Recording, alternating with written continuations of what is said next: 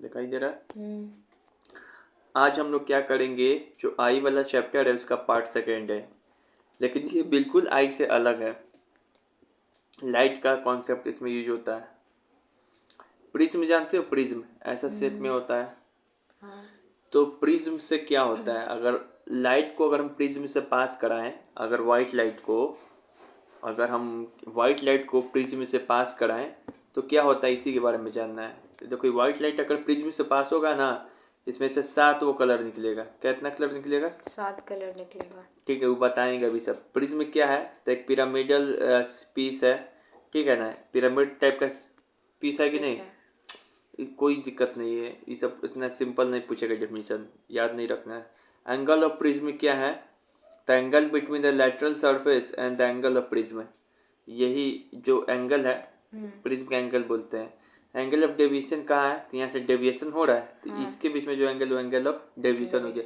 इसको कोई याद करने की जरूरत नहीं है, इसी तरीके से, ठीक है। यहाँ से याद करने की जरूरत है। डिस्पर्सन क्या होता है, dispersion of white light through a prism. देखो क्या है, when a white light pass through a glass prism या prism, then white light splits into 7 colors is called the dispersion of prism। देखो, ये है व्हाइट लाइट, ये है prism. इसमें से अगर हम लोग एक व्हाइट लाइट पास करेंगे तो यहाँ से 7 कलर निकलेगा, ठीक है। कितने कलर निकलेगा? 7 कलर निकलेगा। 7 अलग अलग कलर निकलेगा, ठीक है। अलग अलग कलर निकलेगा। तो यही बात है, dispersion of white light through a prism. कुछ आएगा लिखने के लिए, क्या लिखोगी? जब व्हाइट लाइट पास करते हैं हम लोग प्रिज्म से, तो 7 अलग अलग कलर निकलता है। कौन कौन सा कलर निकलता है, इसका एक लाइन में याद रखेंगे, विव गियोर। इस लाइन से विव गियोर, विव गियोर, तो विव गियोर, ठीक है। अभी यहाँ पे हम दिखा रहे हैं, यहाँ पे देखो 7 कलर कैसे निकलता है, ये दिखाई दे रहा है। व्हाइट लाइट पास कर रहे हैं तो 7 कलर निकल रहा है। एक चीज दिखाई पड़ रहा होगा कि, अच्छा कभी देखिए रेलवे स्टेशन पे जो होता है रेड कलर का, जो प्लेटफॉर्म पे जो सिग्नल क्यों रहता है, जब ट्रेन चलते रहता है तो देखते हो खिड़की से लाल लाल बढ़ता है, क्यों नहीं दूसरा कलर क्यों नहीं यूज कर देता है? क्योंकि रेड का वेवलेंथ ज्यादा होता है। रेड का वेवलेंथ ज्यादा है तो हमको दूर से ही दिख जाएगा। रेड का वेवलेंथ ज्यादा है इसलिए वो दूर से दिख जाएगा। तो ऐसे याद रखेंगे, नीचे से स्टार्ट होता है, विव गियोर, विव गियोर। वायलेट का वेवलेंथ क्या होगा, सबसे कम। तो यही चीज याद रखना है कि जब हम प्रिज्म से व्हाइट लाइट पास करेंगे तो 7 वो कलर निकलेगा। इसमें जो है रेड का वेवलेंथ सबसे ज्यादा रहेगा, अब वायलेट का सबसे कम रहेगा। कुछ भी आए प्रिज्म के ऊपर लिखने पे कि जब व्हाइट लाइट पास करेंगे तो क्या होगा, लिख दोगे ये सारा चीज, फिगर बना के अच्छा से बता दोगे एग्जामिनर को। ऐसे सिंपल बता दो ना, कॉलर अलग अलग नहीं बनाने लगना, ऐसे हाथ पेन से बताना। हाँ, लिख देना विव की और ऐसे टाइप का, ठीक है। ये हो गया क्लियर। चलो अब यहाँ पे क्या कर रहा है, यहाँ पे कर रहा है दूसरा टॉपिक है, if we put two identical inverted prism. Inverted मतलब क्या होता है, उल्टा। सेम प्रिज्म को अगर एक प्रिज्म को ऐसे रखे सीधा करके, एक प्रिज्म को क्या रखे, उल्टा करके, और prism forming spectrum, then all the 7 color of the spectrum combined by the inverted prism and emerge as a white। ये समझ में आया? ई सीधा रखे इस प्रिज्म को, इसको क्या रख दिए, उल्टा रख दिए, घुमा के रख दिए, उल्टा रख दिए, उल्टा है, देख रही हो, ये मुंह इधर है, ये मुंह इधर है। तो इधर से व्हाइट लाइट पास किए तो 7 कलर निकल रहा है। अब इस 7 कलर है ना, इसमें उल्टा रखेंगे ना तो 7 कलर क्या जाएगा, इसमें जाएगा, फिर उधर से क्या निकल जाएगा, व्हाइट कलर निकल जाएगा। समझ में आया? ये मोटा मोटी सिर्फ रख देना। अगर कभी ऐसा क्वेश्चन आए कि 2 प्रिज्म को रखते हैं हम लोग एक के अपोजिट करके, तो क्या लिख, ऐसे फिगर बना देना, ऐसे ऐसे 7 वो कलर दिखा देना, आता है ना कलाकारी करने। फिर याद लिख के दिखा दे, इधर व्हाइट कलर है, ये विवग्योर है, फिर ये व्हाइट कलर यहाँ पर निकलेगा। अगर नहीं भी याद हो रहा तो फिगर बना सकते हो ना, बना देंगे। क्या है सवाल, क्या पूछेगा बताओ इसमें? सवाल ये पूछेगा कि अगर एक को इन्वर्टर रखेंगे और एक को सीधा रखेंगे तो क्या होगा? तो यहाँ पे लिख दें, if we put two identical inverted prism in front of a prism spectrum then all the 7 color of spectrum combined। ये यहाँ से लिख सकते हो कि all the 7 color of spectrum क्या होगा, combine। किसके द्वारा? By inverted prism Inverted and prism emerge as white white light. light। बस यही याद रखना है। क्या पॉइंट याद रखना है कि रख देंगे उल्टा तो यहाँ पर क्या होगा? Then all the 7 colours of spectrum combined, तो all the 7 colour of spectrum क्या होगा? कंबाइंड हो जाएगा किसके द्वारा? बाय इन्वर्टेड प्रिज्म, और इमर्ज होगा क्या फिर? White white light light. में। हो जाएगा? हाँ। बाउंस हो गया। नहीं, अब एक होता है TIR, total internal reflection. Total. इसका बहुत सारा काम होता है, देखते हैं इसमें दिया है कि नहीं। नहीं दिया। चलो इधर देखो, कभी ऐसा क्वेश्चन आएगा ना कि डायमंड क्यों चमकता है, तो डायमंड में होता है ऐसे डायमंड का शेप बना दे रहे हैं, मतलब ऐसे ही ना होता है, इसे एक टाइप का शेप होता है, ठीक है। अच्छा ऐसे बनाते हैं। कभी तुमको पूछे अच्छा ये डायमंड जो क्यों इतना चमकता है, तो डायमंड में होता है TIR, टोटल इंटरनल रिफ्लेक्शन, मतलब कि लाइट है ना उसमें अपने आप में टकराते रहता है, इसे अच्छा। टकराते रहेगा। इसी का डायमंड में क्या होता है? चमक होता है। हम लोग का जो ऑप्टिकल फाइबर है जिससे जियो वाईफाई है, उस वो भी जो है TIR पे ही काम करता है। अच्छा। और इतना तुमको नहीं दिया है, बस तुमको कभी ऐसा पूछ दे डायमंड वाला, तो क्या बोलोगी किस फेनोमेना के कारण होता है? TIR के कारण होता है। TIR के कारण होता है। देखो इसमें होता क्या है, एकदम ध्यान से याद रखेंगे। ऐसे फिगर बनाएंगे, TIR पे आएगा लिखने के लिए, तो ठीक है। फिर ऐसे बनाएंगे। ठीक है। ये दूसरा मीडियम है, ये दूसरा मीडियम है। ऊपर कौन सा मीडियम है? Rare medium. नीचे कौन सा मीडियम है? Denser medium. ऊपर कौन सा मीडियम है? Rare medium. चलो, जब रे ऑफ लाइट को अगर हम पास करेंगे, when ray of light enters denser medium to rare medium, जब रे ऑफ लाइट पास करेगा डेंसर मीडियम से to rare medium, an angle of incident below the critical angle denser. एक second रुको, तो इसमें कुछ गलती, चलो अच्छा सही पढ़ा जाए। देखो यहाँ से कोई रे ऑफ लाइट अगर हम पास करेंगे, ठीक है, एक समय होगा कि हो सकता है सीधे चला जाए, ठीक है ना, फिर इसको एंगल जैसे जैसे कम करेंगे ना, तो ये ऐसे हो जाएगा। कैसे हो जाएगा? अरे कुछ नहीं है, यहाँ देखो ये ऐसे हो जाएगा। अरे देखो इधर, ये ऐसे हो जाएगा। इस एंगल को और इसे कर दे, कम कर दे, मतलब यहाँ से अगर पास कराए तो नहीं लग रहा कि ये पार आ जाएगा इसके अंदर। तो यही बोल रहा है कि अगर रे ऑफ लाइट है ना, यहाँ पर क्या बोला? When a light enter from a denser to rare medium, the angle of incidence below the critical angle. Critical angle वही ऐसा एंगल जिस पर रे ऑफ लाइट ऐसा सीधा हो जाए, ठीक है ना। देन द लाइट रिफ्लेक्ट टू इन ए डेंसर मीडियम, तो रे ऑफ लाइट वापस किस में आ जाएगा? डेंसर में आ जाएगा। देखो डेंसर से हम भेजना चाह रहे हैं। अच्छा हम समझ गए। चलो इधर देखो, एक सेकेंड, चलो ये कौन सा मीडियम है नीचे वाला? Denser medium. ये कौन मीडियम है? रेयर मीडियम है। लाइट को अगर हम डेंसर से भेज रहे हैं तो वापस जाना चाहिए ना रेयर में। हाँ। ये कंडीशन नहीं हुआ, नहीं हुआ, नहीं हुआ, नहीं हुआ। अब हम क्या कर रहे हैं कि इसका एंगल और क्या कर रहे हैं कि हम थोड़ा कम कर रहे हैं। अब देखो लाइट को ऐसे भेज रहे हैं तो यहाँ पे आएगा अब लाइट, हाँ।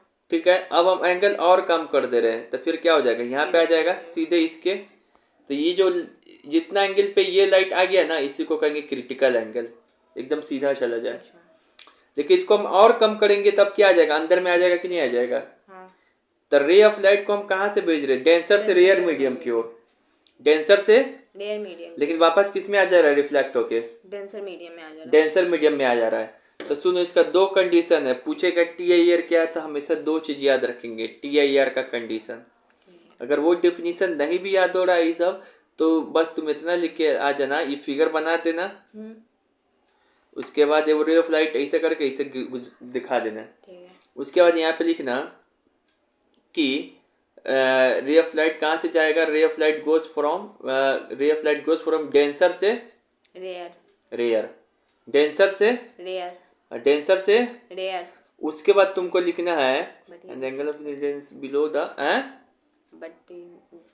अब एंगल ऑफ इंसिडेंस है वो छोटा होगा क्रिटिकल एंगल से, ठीक है। क्रिटिकल एंगल से क्या होगा? छोटा होगा एंगल ऑफ इंसिडेंस। ये दो चीज याद रहेगा, फिर से बता दे रहे, ला कॉपी में भी लिख के बता दे रहे। देखो यहाँ पे अगर कभी ऐसा क्वेश्चन आ जाए व्हाट इज TIR, या फिर ऐसा सवाल आ जाए कि कंडीशन क्या है TIR का, तो वो जो टॉपिक समझ में आया कि नहीं चाहिए, ये एग्जाम में आएगा, यही क्वेश्चन आएगा, ठीक है। तो तुम क्या करोगी? सबसे पहले लिखोगी सॉल्यूशन में कुछ भी है TIR से रिलेटेड, तो लिखोगी कंडीशन फॉर TIR।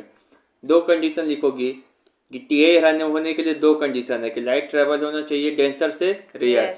इसके लिए मैंने ट्रिक भी यहाँ पे बता दिया है डॉक्टर, मतलब लाइट कहाँ से ट्रेवल होता है TA होने के लिए, डेंसर से रेयर। फिर दूसरा पॉइंट है इसमें याद रखना है कि इसमें जो एंगल ऑफ इंसिडेंस होता है ना वो क्रिटिकल एंगल से बड़ा होता है। इसका ट्रिक है IC। यहाँ पे एंगल ऑफ इंसिडेंस देखो क्या है, क्रिटिकल एंगल से बड़ा है।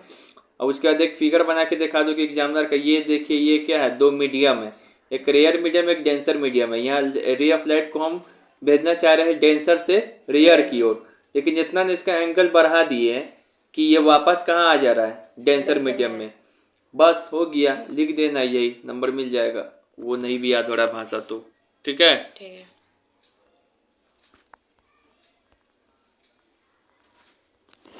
अब यहाँ पे देखिए रेनबो के बारे में, कि रेनबो के बारे में क्या है। It is a natural spectrum appearing in the sky after rain. Rainbow is observe in opposite direction of sun. The three phenomena involve in the formation of rainbow. कुछ नहीं समझ में आ रहा है, तुमसे यही सवाल पूछेगा रेनबो कहाँ होता है, तो सन के अपोजिट में होता है। सन जहाँ रहेगा उसके सामने, उसके अपोजिट में बनता है रेनबो। रेनबो लाइट में से 3 गुण पाया जाता है, उसके कारण जो रेनबो बनता है। एक होता है इंटरनल रिफ्रैक्शन, वही TIR, टोटल इंटरनल रिफ्रैक्शन। एक होता है डिस्पर्सन तब बता ही दिए हैं। अगर सन का व्हाइट लाइट जा रहा है इस ड्रॉपलेट से, तो ये ड्रॉपलेट प्रिज्म की तरह काम करेगा, 7 रंग दिखा देगा। उसका रिफ्रैक्शन नहीं होता है, उसमें रिफ्रैक्शन होता है। रिफ्रैक्शन होता है, रिफ्लेक्शन होता है तो सन के पास आ जाता है ना लाइट, फिर तुम लोग को थोड़ी दिखता है। यहाँ पे देखो रिफ्रैक्शन हो रहा है, ठीक है। तो रेनबो क्यों बनता है ये हमेशा पूछता है, तो तीन दिया रहेगा ऑप्शन में। अगर तीनों दिया रहेगा, तीनों मारेंगे ऑल द अबव। रिफ्लेक्शन नहीं होता, इसी फंसाता बच्चा को। रिफ्रैक्शन होता है, डिस्पर्शन होता है, इंटरनल रिफ्रैक्शन होता है। याद हो जाएगा रेनबो क्यों बनता है, हैं? हाँ। चलो अब एक होता है एटमॉस्फेरिक रिफ्रैक्शन। क्या होता है रिफ्रैक्शन मतलब, रिफ्लेक्शन मतलब समझ में आता है कि नहीं। रिफ्लेक्शन मतलब लाइट आया इसे निकल गया, और रिफ्रैक्शन मतलब लाइट इस पार से उस पार चला गया। The refraction by a different layer of atmosphere is called refraction, atmospheric refraction। देखो हमारे एटमॉस्फेयर में ना बहुत सारा लेयर है, कहीं पे डेंसर मीडियम है तो कहीं पे रेयर मीडियम है। The refractive index of hotter air is less than the cold air। जो गर्म हवा भी है, कुछ हल्का हवा भी है, ठंडा हवा भी है। तो जो गर्म हवा है ना उसका रिफ्रैक्टिव इंडेक्स क्या होता है, कम। कोल्ड एयर का ज्यादा होता है। So due to change in the refractive index light appears to come from different direction. Because of atmospheric refraction, objects flicker behind the hot air waves, twinkling of star, advance sunrise and delay sunset। देखो इसमें क्या बोलना चाह रहा है, इसमें सवाल कैसे पूछेगा। सबसे पहले पूछेगा एटमॉस्फेरिक रिफ्लेक्शन क्या है, रिफ्रैक्शन होना चाहिए, ठीक है। तो तुम बोल दोगे कि हमारे एयर में बहुत सारा लेयर पाया जाता है एटमॉस्फेयर में। वो हर एक एटमॉस्फेरिक लेयर में जो है गर्म हवा भी रहेगा, ठंडा हवा भी रहेगा। तो जो गर्म हवा रहेगा उसका रिफ्रैक्टिव इंडेक्स कम रहेगा, ठंडा हवा का क्या होगा, ज्यादा रहेगा। इस रिफ्रैक्टिव इंडेक्स में बदलाव के कारण जो बदलाव होगा कि नहीं होगा, कहीं पे ज्यादा रिफ्रैक्टिव इंडेक्स, कहीं पे कम रिफ्रैक्टिव इंडेक्स, तो कहीं पे डेंसर मीडियम हो जाएगा। अगर कम रिफ्रैक्टिव इंडेक्स है तो कैसा मीडियम बन जाएगा, रेयर मीडियम। ज्यादा रिफ्रैक्टिव इंडेक्स है तो कैसा मीडियम बन जाएगा, डेंसर मीडियम बन जाएगा। जब रेयर मीडियम हो जाएगा, डेंसर मीडियम हो जाएगा, तो इसमें रिफ्रैक्शन का फेनोमेना हो जाएगा कि नहीं हो जाएगा, ठीक है ना। एक मीडियम से दूसरे मीडियम में लाइट चला जाए, उसी को ना बोलते हैं रिफ्रैक्शन। तो यहाँ पे रिफ्रैक्शन हो जाएगा, चूंकि ये एटमॉस्फेयर में रिफ्रैक्शन हो रहा है, इसी कारण इसको क्या करेंगे, एटमॉस्फेरिक रिफ्रैक्शन। तो यहाँ पे ये लिखा, so due to change in refractive index light appears to come from different direction. ये रिफ्रैक्शन, एटमॉस्फेरिक रिफ्रैक्शन के कारण हमारे तीनों फेनोमेना होता है। एक होता है कि कई बार object flicker behind the hot air waves, पता नहीं क्या बोल रहा है, तारा का चमकना किसके कारण होगा, एटमॉस्फेरिक रिफ्रैक्शन या फिर रिफ्रैक्शन। फिर से कई बार होता है कि सन 2 मिनट पहले दिखाई पड़ता है, 2 मिनट बाद तक दिखाई पड़ता है, मतलब उगने से 2 मिनट पहले सन दिखाई पड़ेगा सही है। और डूबने के बाद भी 2 मिनट बाद तक सन दिखाई पड़ता है, जबकि सन एक्चुअल में डूब गया रहता है। ठीक है, तो एडवांस सनराइज मतलब उगने से पहले ही सनराइज दिखाई पड़ रहा है, डिले सनसेट डिले सनसेट डूबने के बाद भी दिखाई पड़ रहा है।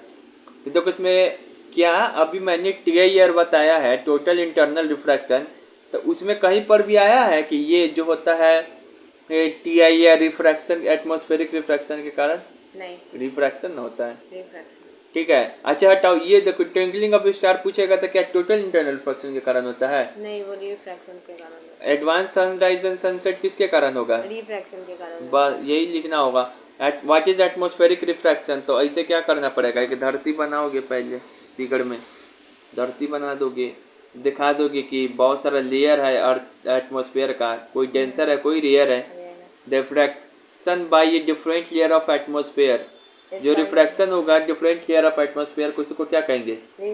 Atmospheric refraction. जो हॉटर एयर है उसका रिफ्रैक्टिव इंडेक्स क्या होगा? कम होगा। जो कोल्ड एयर है उसका रिफ्रैक्टिव इंडेक्स क्या होगा? ज़्यादा होगा। ये रिफ्रैक्टिव इंडेक्स में चेंज आने के कारण क्या होगा? रिफ्रैक्शन हो जाएगा। अब इसी फेनोमेना पे 2-3 अब चीज काम करता है, जैसे कि सन पहले लिखना, ट्विंकलिंग ऑफ स्टार। ठीक है, ये सब चीज समझ में आ गया? ऐसे सवाल पूछेगा, लिख लोगे। हाँ।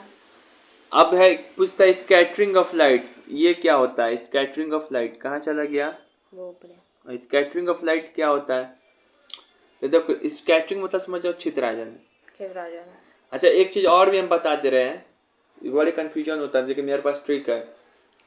ये सब सवाल ज्यादा कर MCQ में पूछेगा। देखो कभी पूछे ना कलर का चेंज किसके कारण था, कलर से रिलेटेड कोई चीज पूछे, जैसे आसमान का कलर नीला दिखाई पड़ता है, तो बच्चा मार के आ जाता है क्या चीज? रिफ्रैक्शन के कारण। नहीं, वो स्कैटरिंग ऑफ लाइट के कारण दिखाई पड़ता है नीला। आसमान में तारा जो चमकता है वो होता है रिफ्रैक्शन के कारण, है ना? कंफ्यूजन वाला।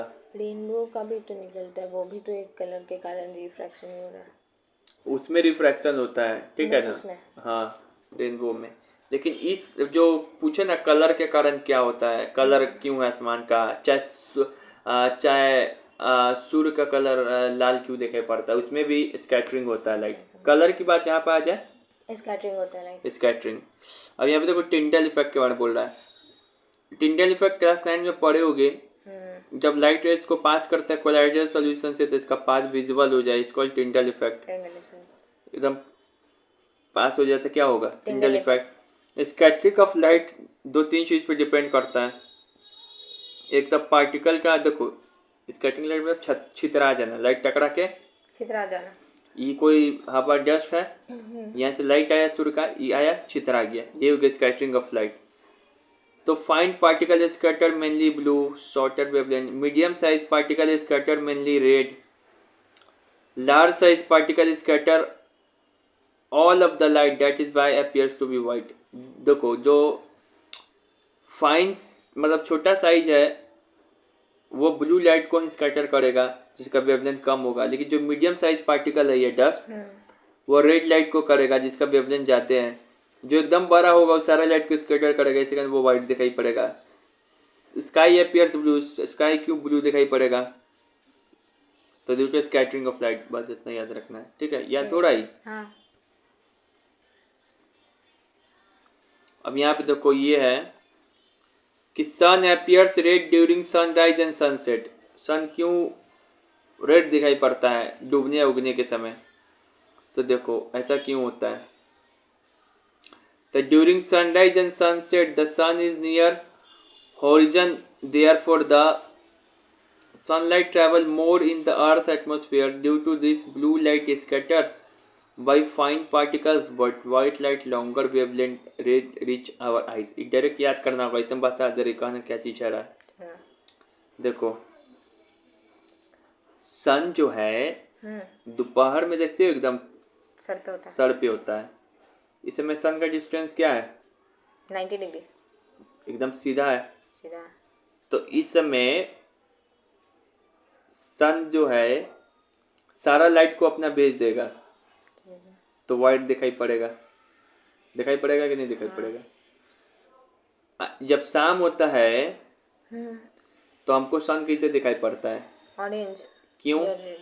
क्योंकि इसके बीच में अभी बहुत सारा पार्टिकल है कि नहीं है? है। तो सारे लाइट जो कम वेवलेंथ वाला होगा ना, लाइट सब ब्लू वाला, कोई पार्टिकल के गए हट, चल पीछे भाग। अच्छा। फिर वो जो ब्राउन होगा भाग में किनारे, फिर ग्रीन होगा भाग में किनारे, सबको भगा देगा।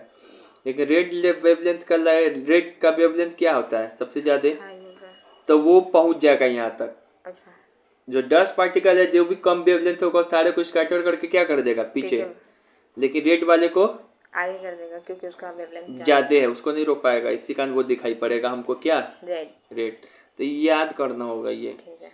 ये सनराइज या सनसेट के समय near horizon therefore the sunlight travel more in the earth atmosphere due to this light scatter. अगर नहीं भी याद हो रहा था समझ लो, हम कल क्वेश्चन आंसर इसके ऊपर कराएंगे, ठीक है?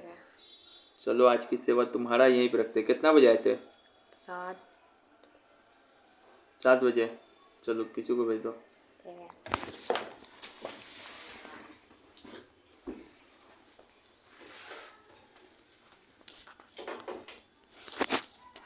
एक सवाल था, सन का कलर क्या होता है? सन का कलर क्या होता है? हाँ। सन का कलर तो वाइट ही होता है। वाइट होता है? मुस्कान एक दिन मेरे से पूछी तो हम बोले वाइट ही दिखेगा। अब बच्चे सब है तो येलो बोल देते हैं। तो एक बार गूगल पे ही मारते हैं। बोली कि हम गूगल पे सर्च मारे तो ब्लू बता रहा था। हम नहीं, ब्लू नहीं होगा।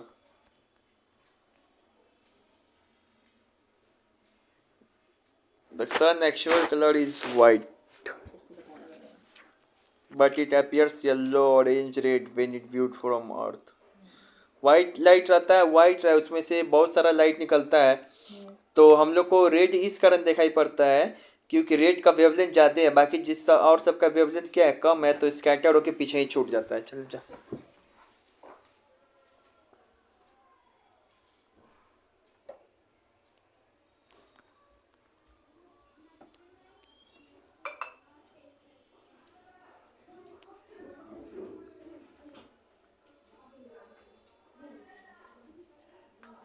कह रहे हैं कि छात्रों का आंदोलन था, इसी का माहौल देख के कुछ टीचरों ने फायदा उठाया। खान और रहमान ने बेच दिया बच्चों के सपनों को। आरोप लग रहे हैं आप पे और खान सर पे, तो क्या बात हुई आप लोगों की आपस में? कोचिंग माफिया है